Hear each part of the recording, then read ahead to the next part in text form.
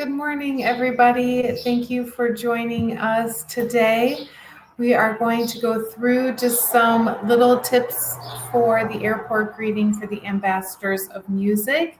It'll be a short little video today, but I hope it'll be fruitful and the information will help you be successful at the airport.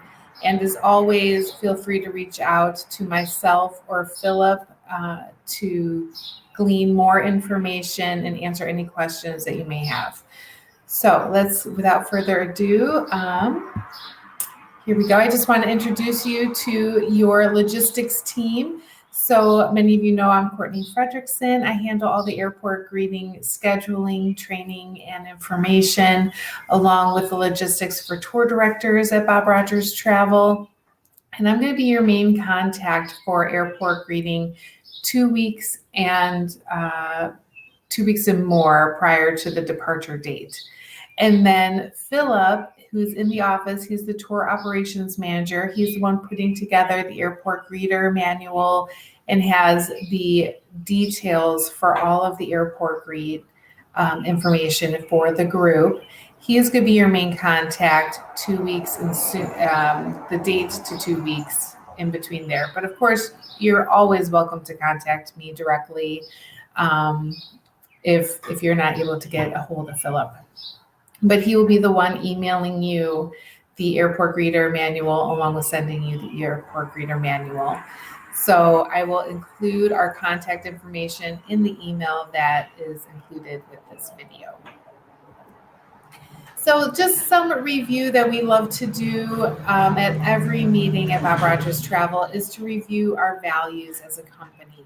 We value relationships, trust, service, and responsibility. And these are the characteristics that you already have, and that's why you are part of the BRT team.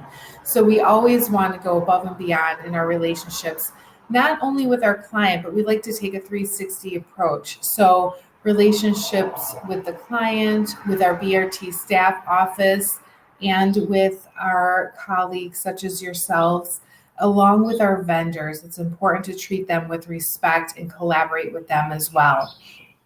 We are able to build these relationships through building trust, keeping our word, showing up, and doing everything to the best of our ability. And we are a service-oriented company, and so we always pride ourselves on going above and beyond in all situations to the best of our ability. And lastly, responsibility. We all know there's a circle of control that we can have, and that includes our attitudes. So we always ask that you bring forth the best attitudes you can, not only with the clients, but again, that's 360 service approach. With the vendors and with your colleagues. And again, you guys all exemplify these traits and these values. And we're just so happy that you're on our team and being able to provide the service for the Ambassadors of Music program. For those who don't know about the Ambassadors of Music program, it is a new program to Bob Rogers Travel, though it is an old program. So the history is steeped in almost 50 years of travel every summer for 19 states currently, and we're continuously adding on new states. The musicians for bands, orchestras, and choirs travel for 15 days, spending 3 days in 5 different countries, focusing on culture and music. So they really want to bring American music into Europe and share that love of music, that language that is universal to all cultures across the world. So it's a very exciting program. And each year we have between 1,500 to 3,000 students traveling in a 6-week time period. So it is a fast-moving program full of great experiences for these students. Again, we're so excited that you're part of it. Moving on to your role as an airport greeter, this is all review. It's in our previous kickoff training videos as well that we do each year. You are the first touch point for every group.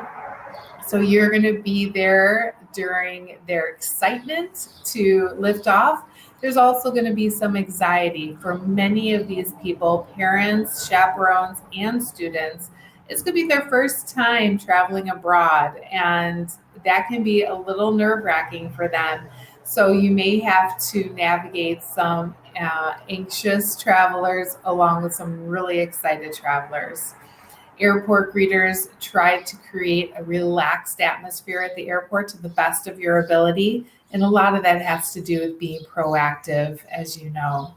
That's the next line. Airport greeters are proactive. We really try to ensure the students, directors, and parents experience a seamless check-in process. And that is only possible by being proactive and making sure that all your I's are dotted and T's are crossed before arriving at the airport.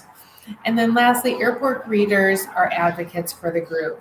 So making sure that the airlines is doing their very best to provide good service for our group, making sure that you're calling the director and learning their needs so that you can advocate for them, especially when it comes to any issues such as like meals, special request meals, making sure they're requested at check-in, making sure the luggage is handled and they're not overcharged for extra luggage. All these things are part of the airport greeter role. So some highlights that make Ambassadors of Music different. So one of the major things that makes Ambassadors of Music different is that the director of the program, which is called the state coordinator, that person is actually working with anywhere from 50 to 300 students and parents that he doesn't necessarily know. It's not his program. Like if you have a Geneva High School band travel, they're all part of one program. They've been cohesive for a year, if not longer.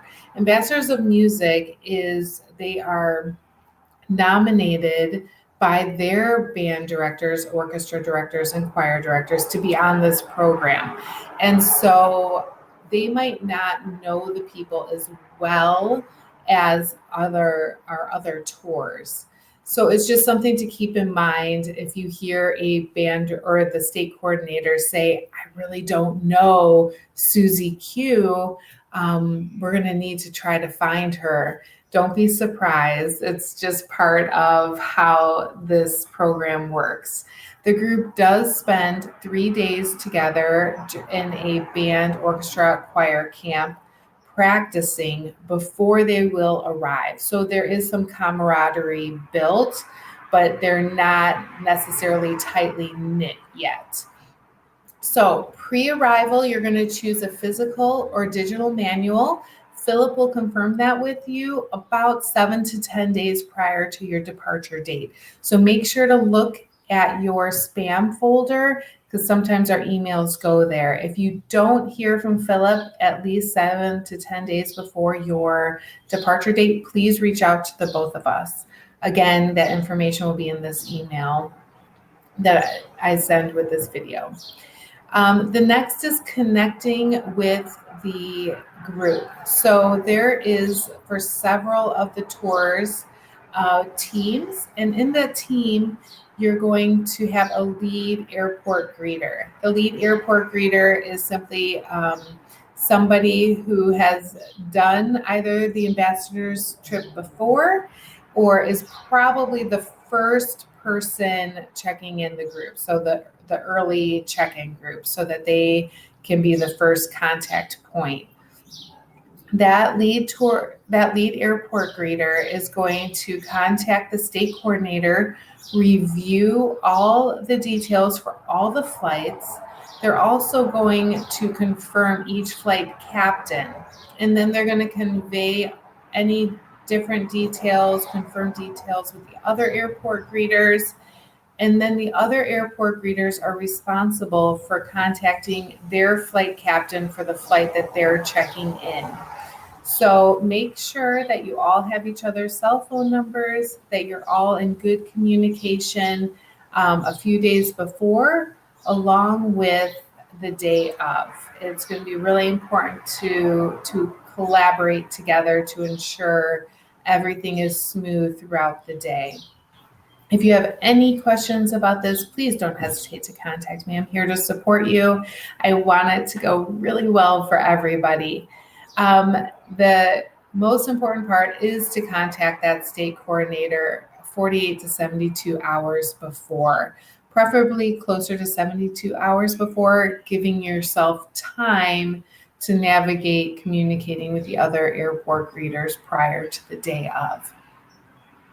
On the airport arrival day, if you would like for the lead airport greeters or somebody on the team, if it's convenient and if you have the time, it would be really a good idea to do a pre-arrival day airport visit. So like the day before, if you can get to the airport, talk to the airlines, confirm all the details with the airlines, ask who's going to be the manager on the day of. That is a great idea. We will happily pay for that. For the mileage along with the parking, and then there's a stipend to go with that. So if you're able to do that, please reach out to me and we'll just confirm those details so that Pete is aware of that, Pete and Linnell, for your expense forms for that. It's a great way just to, again, be proactive and ensure that that day of departure goes more smoothly. It's also going to be very important to arrive an hour to an hour and a half prior to the group, depending on their departure times, so that you can, again, confirm all the details. Something that we've been experiencing with the airport and with different airlines, especially United, is that they're asking us to use the kiosks versus a regular line. So in that case, each student will need their passport, and the passport will be scanned in the kiosks, and then you can simply put them through that kiosk and get their ticket and their baggage tags. So that is one option. And then some of the international, like Lufthansa, British Airways, they're going to probably do the more traditional line. And with that, you're going to want to send the groups in smaller groups. So if you have 10 people there, send them through the line. Do not wait for 75 people to arrive and then send all 75 people through the group. That has been, I don't want to say a nightmare, but it's been a challenge when we do that recently. The staff is just not able to handle that, and the systems we're finding out are not able to handle that. So whether it's the kiosk format or the line format, we want to make sure that you're sending students and chaperones through in small groups to check in as they arrive. So 5 to 10 people, send them through and have that just help them it makes it a smooth check-in process. Also with that, each group is handling their own luggage fees. So you do not need to handle the luggage fees. The state coordinator and the flight captains will be prepared to use their credit card, or the students will be using their own credit cards. So they will be handling those fees. However, if you can please have your credit card ready to go in case anything goes wrong, please go ahead and charge it, keep the receipt, and put that on your expense report, and we'll deal with that on the end part of it. We want to just keep things moving and want to make sure that experience is seamless. So if for whatever reason their credit card is being flagged, and if you have that ability, then let the state coordinator and the flight captain know that we'll expense it, we'll take care of it, and we'll have to charge it back to them at the end of the tour, so that they're aware that that is still going to be an expense that they are required to do. And we'll have Mike and Philip follow up with them for that. I think that is there. Please note that all the travelers are arriving on their own, except for Missouri. Missouri is arriving by coach, so they're all going to arrive at one time. But otherwise, the travelers are arriving on their own. So this is a conversation to have with the state coordinator to navigate the parent situation. So a lot of parents are going to want to come in, they're going to want to see their children off, and that's going to cause a lot of congestion in the airport. So I encourage parents to say goodbye at the curb and then let their students come in. Or if they want to walk their student in, make sure that they found their person and then say goodbye and leave. It is really discouraged that the parents stay through check-in, only because it gets congested, it gets confusing, and we're trying to work a lot of different angles within that airport. So have that conversation with the director, with the state coordinator 3 days prior to their arrival. If there's any questions, if I didn't cover anything around this arrival day, again, reach out. I'm happy to walk through that with you. And then lastly, as I mentioned before, each traveler is responsible for their own luggage, their instrument, and any overage fees. So that is hopefully a relief to everybody that you won't have to handle those expenses. Though please, again, be proactive, be prepared, call your credit card ahead of time, just in case. Lastly, I wanted to just give you an overview of what the summer looks like. So as you can see, we have several tours leaving starting June 21st all the way through July 12th in Seattle.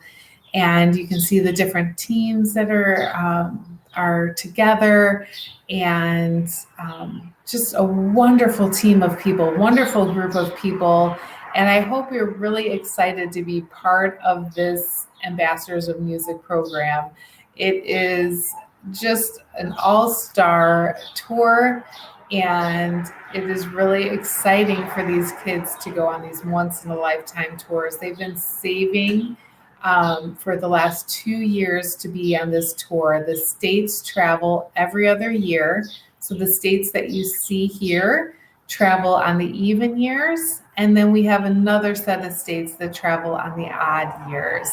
And so it takes about 2 years to get this program moving, for students to save and prepare to go on this once-in-a-lifetime tour. Really exciting. All right, so lastly, if you have any questions, don't hesitate. Give myself a call, give Philip a call. Terry Twitchell, of course, my colleague who handles mostly the tour directors, she is always available as well. And I just want to thank you again for being part of our Bob Rogers travel team. It means the world to us that you take your time, you share your passion for travel, and your expertise on helping get these groups off on the right foot. Thank you so much and have a great day. Bye-bye. Oh, well, I'm going to say bye now.